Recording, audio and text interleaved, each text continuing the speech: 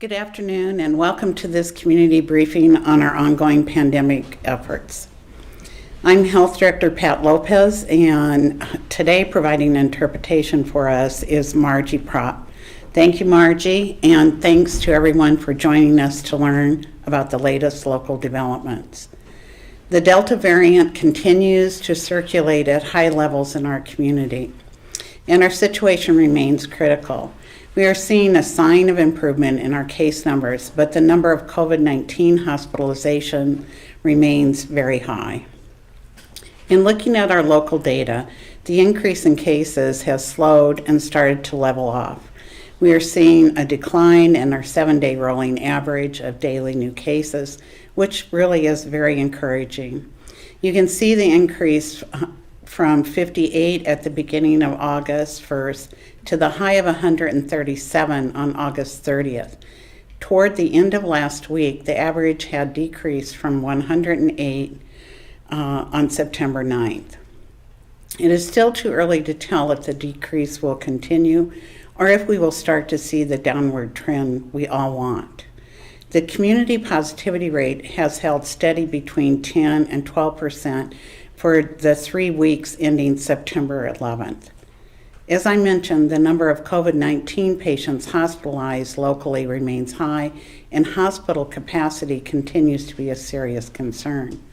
When we look at the 7-day rolling average of COVID-19 patients in local hospitals, it more than doubled from 50 on August 1st to 106 on September 11th. At the end of last week, the increase had slowed and was hovering around 106. But in the last couple of days, we have seen another increase, mostly from patients outside Lancaster County. Today, a total of 119 patients are reported hospitalized, with 20 of them on ventilators. 47 of these patients are from outside of Lancaster County. We have no new deaths to report today. Sadly, 6 people have died from COVID-19 so far in September, and 4 of these individuals were unvaccinated. Nearly 5,500 vaccinations have been administered so far in September. Just over half were second doses. Now more than 72% of our residents aged 16 and up are fully vaccinated. We're getting closer to our goal of 75%. We are encouraged by the improvement of the number of new cases, but we would like to see fewer new cases as well as fewer people needing hospitalization and a lower positivity rate and more people getting vaccinated. For this reason, the risk dial remains in mid-orange this week for the 4th consecutive week. Orange indicates that the risk of the virus spreading and the impact on our community continues to be high. The key metrics of positivity rate and case rate remain in the red category. Hospital capacity and deaths are in the orange. The vaccination rate, contact tracing, and testing turnaround time all remain in the yellow category. The blue square you see outlined in red on the color-coded chart indicates the current position of the dial. Vaccination continues to be our best defense against the Delta variant. The Delta variant hits people harder and faster and is causing more severe illness, particularly in those who are unvaccinated. We strongly urge every person who is eligible to get vaccinated to receive the vaccine. It continues to provide strong protection against severe disease, hospitalization, and death. And even if you've had COVID-19, the recent research shows that vaccination can offer added protection against reinfection. Throughout the pandemic, we've been committed to ensuring every Lancaster County resident has the opportunity to receive vaccine. We've worked with community partners to host neighborhood clinics that help make vaccination more convenient and close to home. We continue to collaborate with our cultural community centers and others to expand vaccination efforts and help ensure vaccines are equitably accessible. Joining us today are Eva Ayala, a health advocate at El Centro de las Americas, and Lee Kramer, Program Manager at the Asian Community and Cultural Center. Both centers are hosting vaccination clinics at their outdoor events this weekend in partnership with the Health Department. Thank you for being here. I'm going to turn the podium over to Eva so she can share more information. Eva?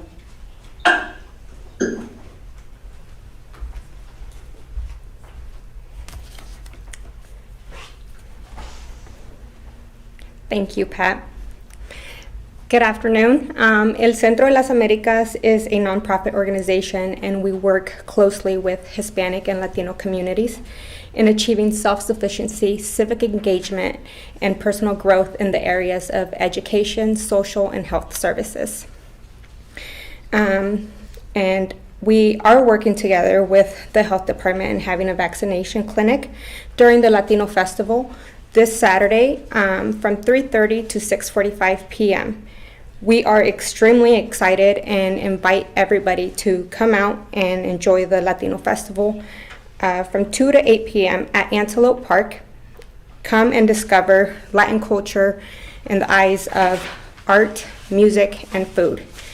And as a parent, I highly encourage everybody to go out and receive the vaccine and protect those that are most vulnerable in our community. And we will be following our local health measures during the event. Thank you.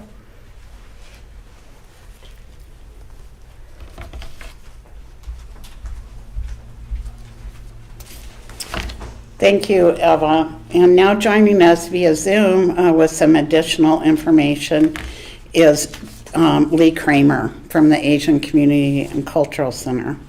Welcome, Lee.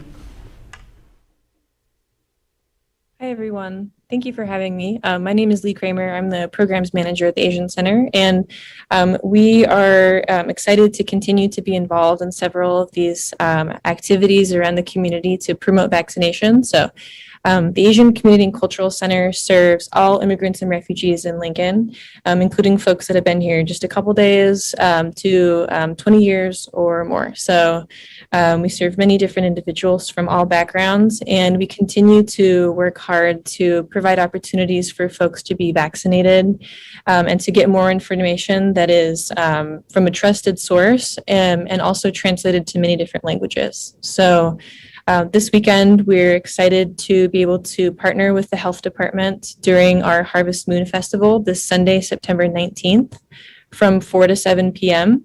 And we will not only be offering, of course, additional information about COVID-19 vaccination, but we'll also be helping to connect our community members to vaccinations at the event. And we'll also have some incentives available as well for folks who have already gotten vaccinated and who will choose to get vaccinated that day. So we look forward to hopefully signing a few of you up this weekend. And we will be having masks required at our event because we hope to have quite a few folks coming, and it will be outside at Antelope Park. So we hope to see you there. Thank you, Lee, and thank you, Eva. We really appreciate the assistance you both provided in organizing the clinics. And every person vaccinated helps create needed protection for our community. Walk-ins are welcome at both of these clinics at these events, or people can schedule an appointment at covid19.lincoln.ne.gov or by calling us at 402-441-8006. We also continue to work with schools, colleges, and universities and have several clinics scheduled on site throughout September and into October. Vaccine is really readily available every day in our community. You can find upcoming vaccination clinics at the covid19.lincoln.ne.gov site or by calling us again at 402-441-8006.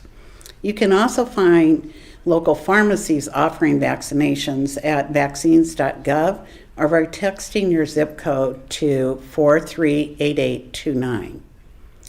We also continue to administer third doses of vaccine to those individuals who have weakened immune systems. Those third doses are different than booster doses.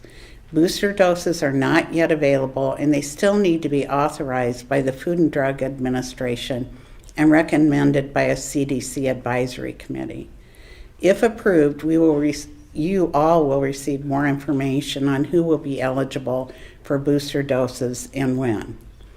We're in the process of readying plans and securing locations for booster dose clinics, and we'll be ready to put our plans into action as soon as those booster doses are available.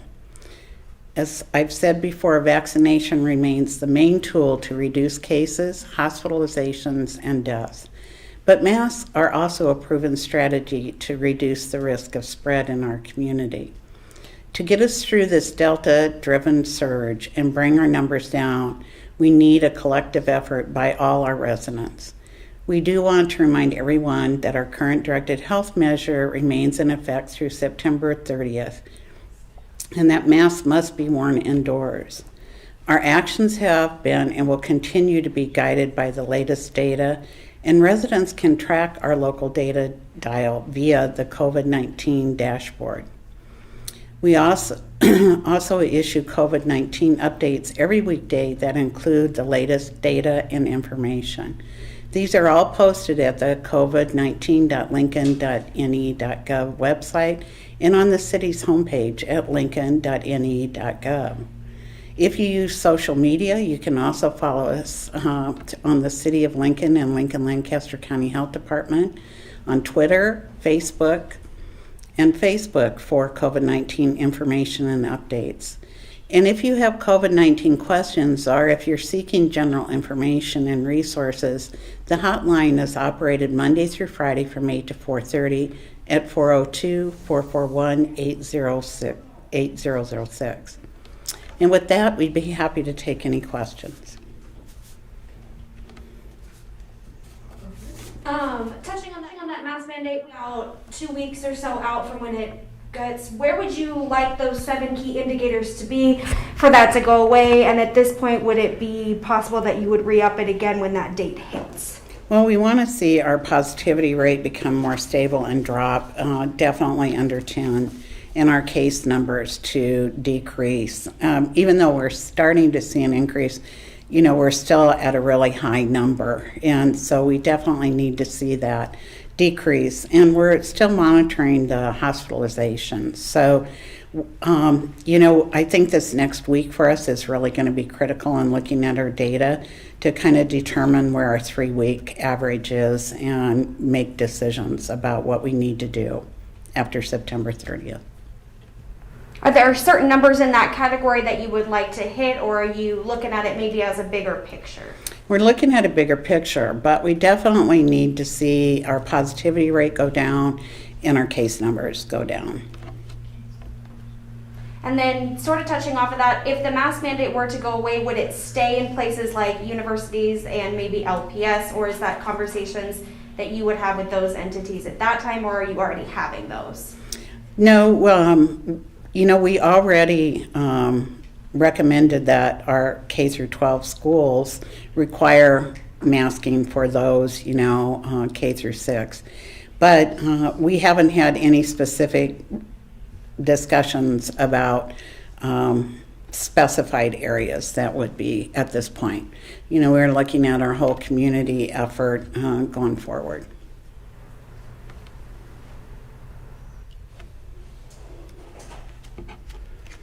Hi, Pat. It's Matt Olberding from the Journal Star.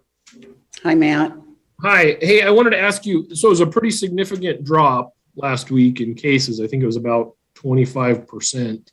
How much of that do you think is, it was a holiday week last week. We had Labor Day. So, there may have been people who didn't go get tested because it was a holiday. But do you attribute most of that drop or a big part of it to people doing things right, like wearing masks, staying out of crowded situations? Do you feel like there's kind of positive energy, or do you feel more like that was a 1 week kind of holiday week blip? I think it is that we're seeing the impact of wearing the mask. But we have to see it sustained for a little bit longer period of time. And actually, it was just a little bit over a 24% drop that we saw last week, which is really encouraging. But it'll take a little bit for that to catch up with what's happening with hospitalizations. That's why the next week or so is going to be critical for us to really see. We are encouraged by what's happening, and I do think the majority of people in our community are really following the recommendations and trying to protect themselves and their loved ones. And as we've seen before, when we had a mask mandate, it really made a difference. Pat, we have a question from KLKN. They ask, locally, statewide, and nationally, COVID cases have been lower than weeks prior. Have we reached our peak, or are we expecting things to change? No, I don't know that we can say statewide because I'm on calls with our health directors across the state frequently, almost every day, and there's really very little testing available outside of the Omaha and Lincoln area. So I don't know that we can say our numbers are dropping across the state.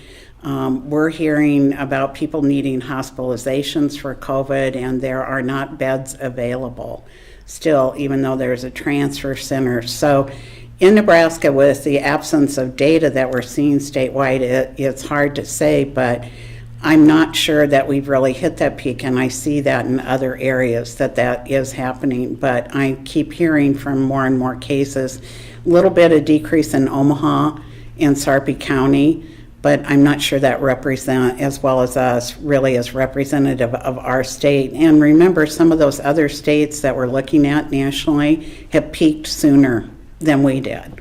They started going up sooner than we did. So we've usually been a little behind.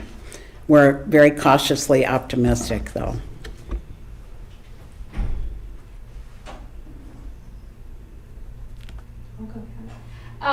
Past couple, you mentioned a bulk of the hospitalizations are people coming out from outside Lancaster County. How much of a factor is that playing in maybe those case numbers of people traveling to Lincoln from outside who maybe aren't vaccinated or carrying that Delta variant into Lancaster County? I think that, we see people coming into Lancaster County, but that's occurred all along during this whole time. But what we're seeing is that more of these cases, now that our case numbers requiring hospitalization are decreasing, our hospitals are able to accept those community members from outside Lancaster County. And if you remember, when we first started for many months, most of our cases came from outside, that were hospitalized were outside Lancaster County.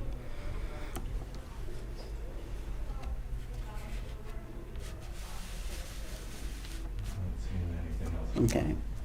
Thank you for joining us today. And I hope you get vaccinated if you need to be vaccinated, if you haven't had that opportunity yet. And please wear your mask and be well. Thank you.